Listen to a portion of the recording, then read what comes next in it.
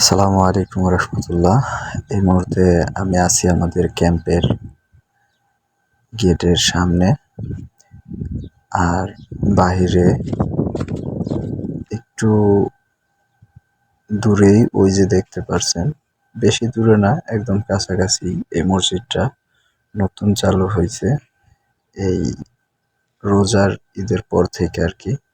তো আমরা এই মসজিদেই এইবার প্রথম রোজার ঈদের জামাত পড়ছিলাম। আর এখন দেখতে পাচ্ছেন সেই সময়কার ভিডিওটা। তো ঈদের দিন এইখানে অনেক মানুষ হয়েছিল।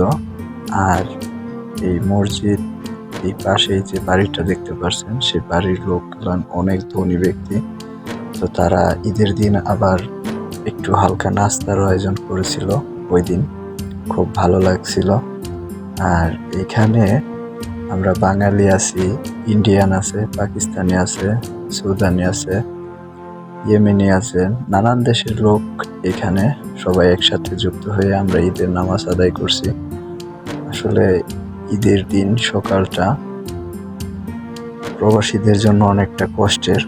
তারপরও পুরো রমজান মাস রোজা রাখার পরে নামাজ পড়তে যাওয়া সবাই একসাথে মিলে অনেক ভালো লাগছিল। এই যে এখানে আক্কাস আছে, মাকসুদুল আছে, আমরা একসাথে ঈদের নামাজ পড়ছি। আর নামাজের শেষে এখানে আমাদেরকে একটু হালকা নাস্তার আয়োজন করছিল। আসলে নাস্তাটা যেরকম যাই দিছিল আলহামদুলিল্লাহ তাদের সাধ্য মতো, কিন্তু এতগুলা মানুষ একসাথে ঈদের জামাত আদায় করার পরে একসাথে নাস্তা করাটাই হচ্ছে অন্যরকম বিষয়।